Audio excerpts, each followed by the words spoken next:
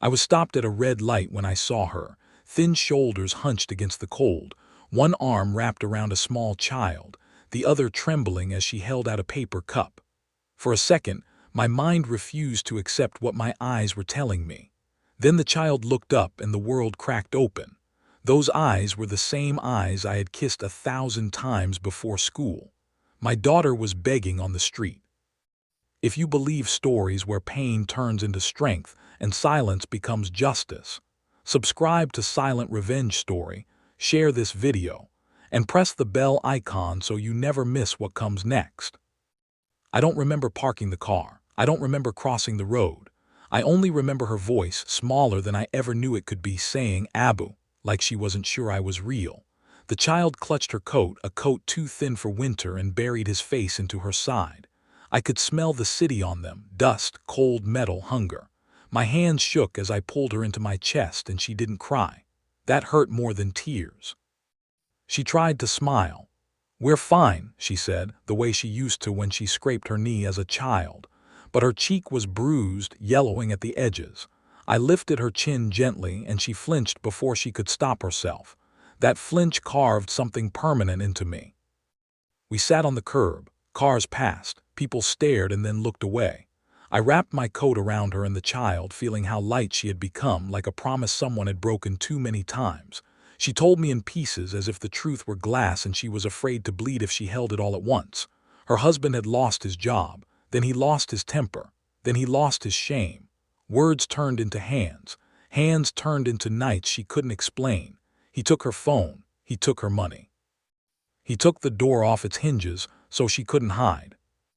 When she finally left, he told everyone she had run away with another man.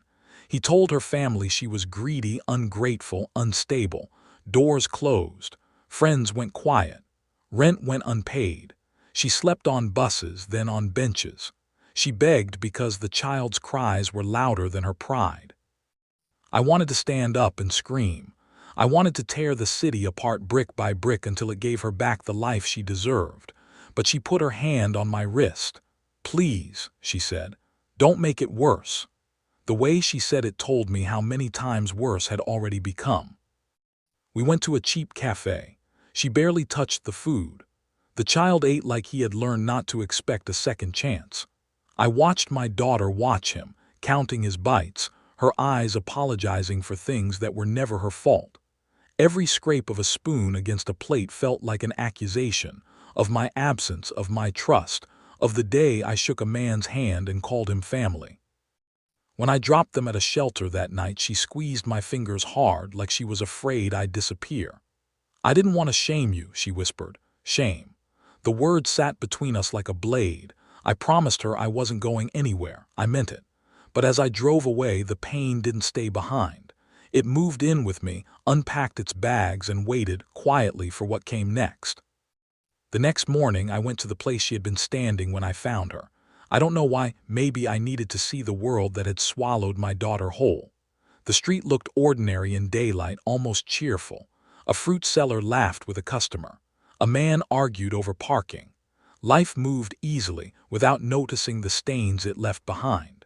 I stood there feeling foolish, like a man who had arrived too late to stop a storm. That's when I heard her name. It came from a group of women near a clothing shop, their voices sharp with certainty. "That's her," one said. "The one who ran away," another laughed. "I heard she's begging now, serves her right." They didn't whisper. They didn't need to. Humiliation is loud because it knows it will not be challenged. I turned toward them, anger climbing my spine, but I froze when I saw my daughter at the corner of my vision. She was there again, the child on her hip, eyes lowered. She had come back to the same place because humiliation had already taken everything else. One of the women stepped closer, looking her up and down as if inspecting a stain. "You should be ashamed," she said. "Good families don't end up like this." My daughter didn't answer. She adjusted the child's cap and stared at the pavement, her silence a shield that had grown heavy with use. Someone snapped a photo. Someone else shook their head dramatically. A man muttered, "Women like this ruin their homes." Every word landed on her like a thrown stone, and she stood there, absorbing it, because standing was all she had left. I stepped forward then, but she saw me and shook her head almost imperceptibly. Don't. The plea was clear. Don't make a scene. Don't give them another story to twist. So I stayed where I was and learned what helplessness truly felt like. It is not loud. It does not rage. It sits in your chest and teaches you how small you can become. The shopkeeper came out and told her to move. "You're bad for business," he said, waving his hand as if shooing a fly. When she didn't move fast enough, he raised his voice. People gathered. Phones came out again. The child began to cry. That sound broke something in me, but my daughter rocked him gently, murmuring apologies to everyone and no one at once. "Please," she said softly, "we'll go." As they walked away, I followed at a distance, watching strangers point and judge a story they had invented because the truth was inconvenient. I watched my daughter shrink herself to fit the cruelty of the world, shoulders rounded, eyes careful like someone walking through glass barefoot. This was not just poverty. This was punishment, delivered publicly, enthusiastically, by people who felt righteous doing it. When they reached the shelter, she finally let herself lean against the wall. "They all think I'm dirty now," she said, not looking at me. "No matter what I do." I wanted to tell her that opinions are cheap and truth survives, but the words felt thin against what she had endured. Instead, I held her while people walked past us, some curious, some disgusted, most indifferent. That night I realized humiliation wasn't an accident. It was a weapon, one that had been used on her long before she ever stepped onto the street. And as I sat there, listening to her breathe, I understood something else too. Silence had protected her once. Now it was preparing her for something far more dangerous. After that day, my daughter stopped explaining herself. Not to the shelter staff.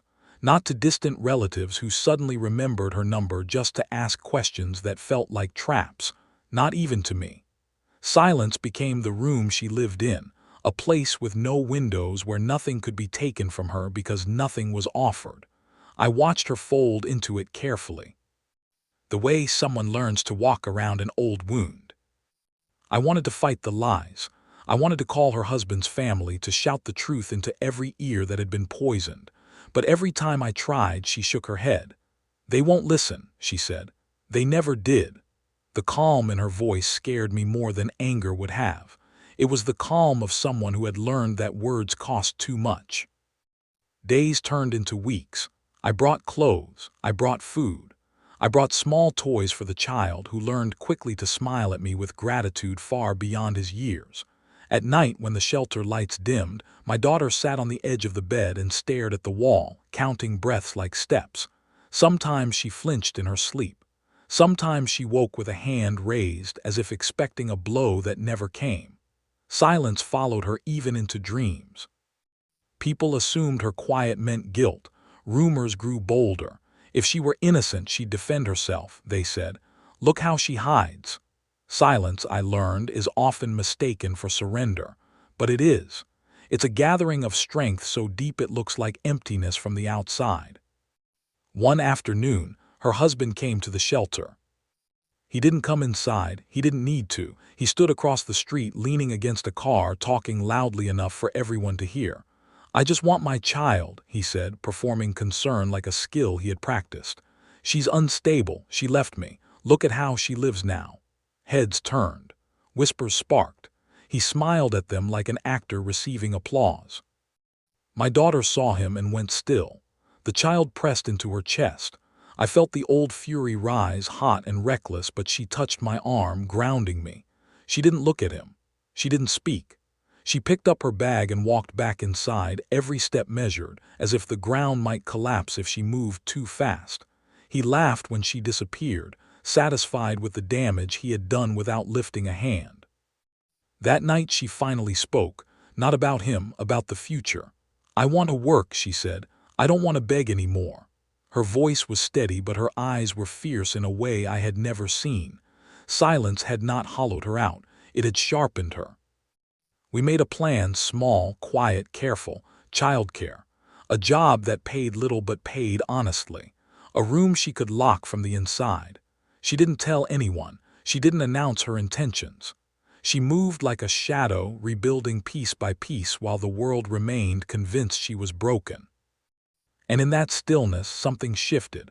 The people who watched her most closely, waiting for a confession, a collapse, missed the moment when silence stopped being a shield and became a strategy. They thought the story was over. It was. The change didn't announce itself. It never does. Power shifts quietly like a tide that waits for the moon.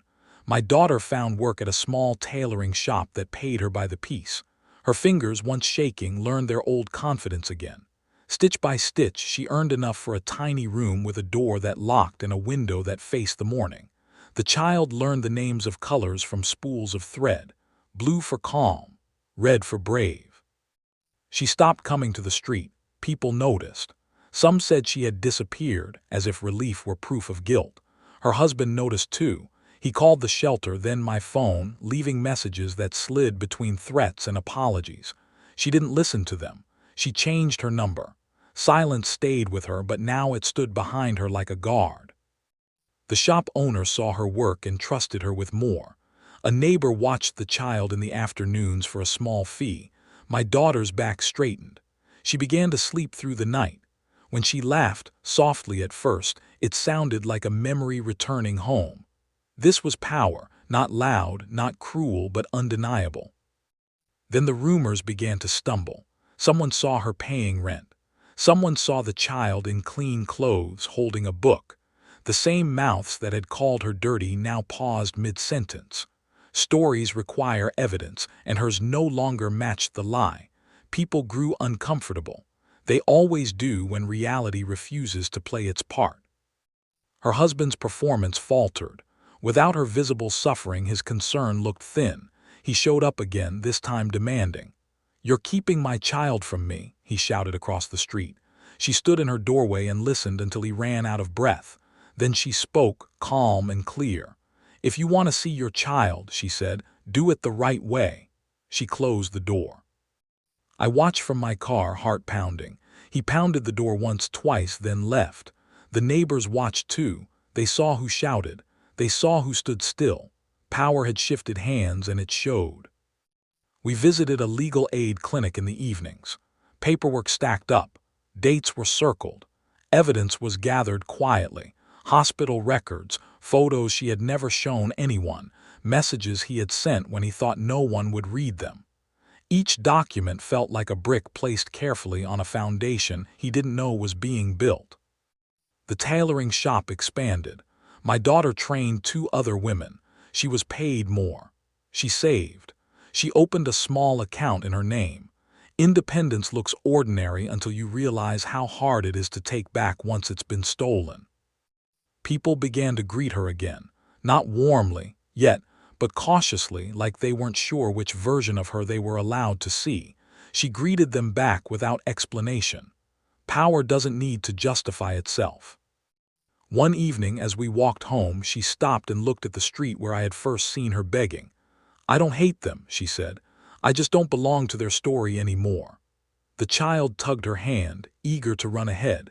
She let him, watching with a small, satisfied smile. Behind us, somewhere in the city, a man was realizing that control slips fastest when you assume it will always be yours. Ahead of us, something else waited, loud, sudden, and impossible to ignore. The court date arrived without ceremony. No crowds, no cameras, just a narrow hallway that smelled of paper and disinfectant, and a man who walked in smiling like he had already won. He wore a pressed shirt and the confidence of someone who believed the world still worked for him. He nodded at acquaintances. He avoided my daughter's eyes. She didn't look at him either.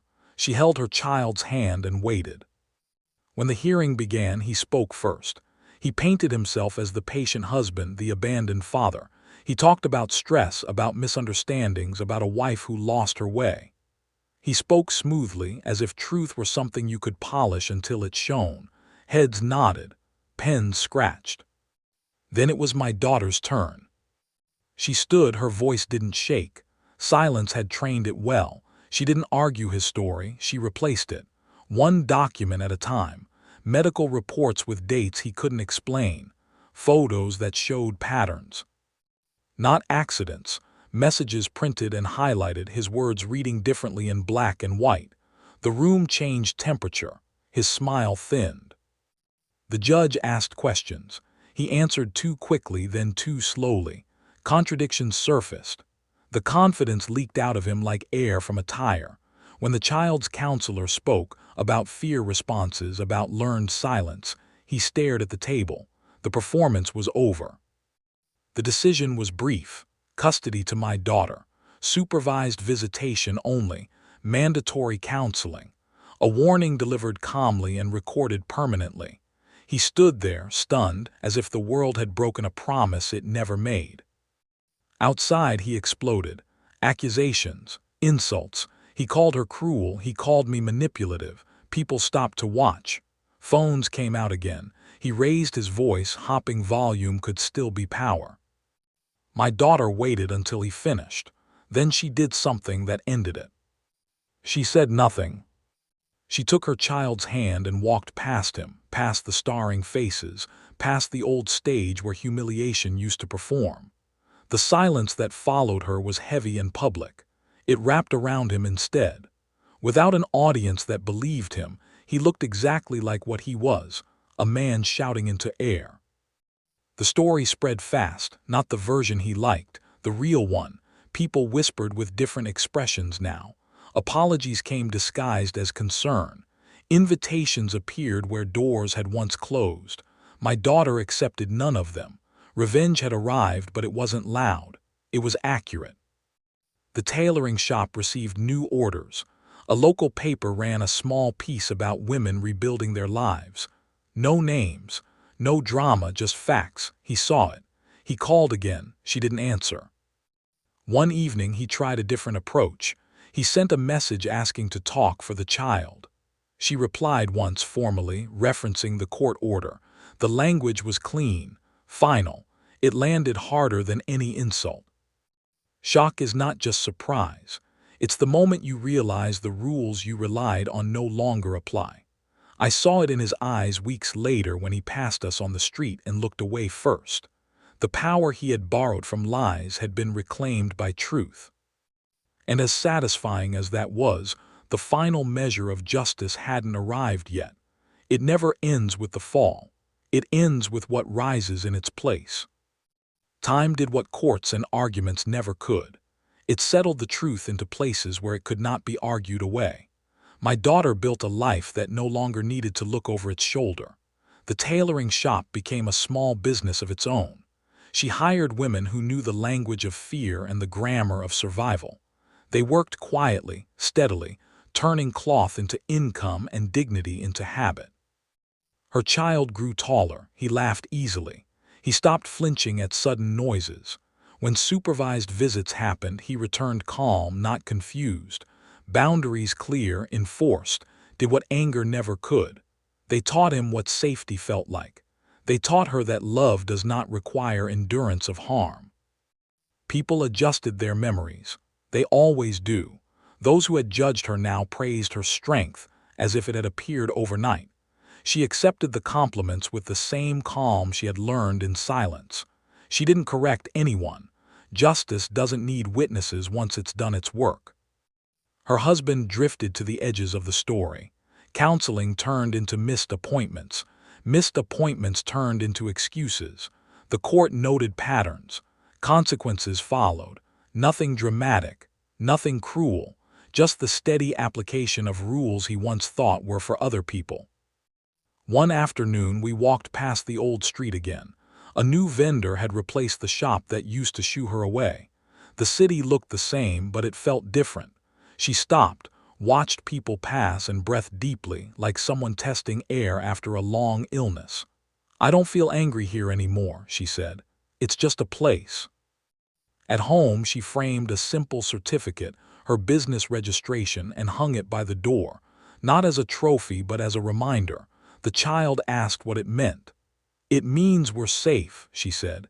He nodded, satisfied. Moral justice is often misunderstood. It's not about suffering being paid back in equal measure. It's about the return of choice, of voice, of sleep. It's about the quiet moment when a person realizes they no longer need permission to exist fully.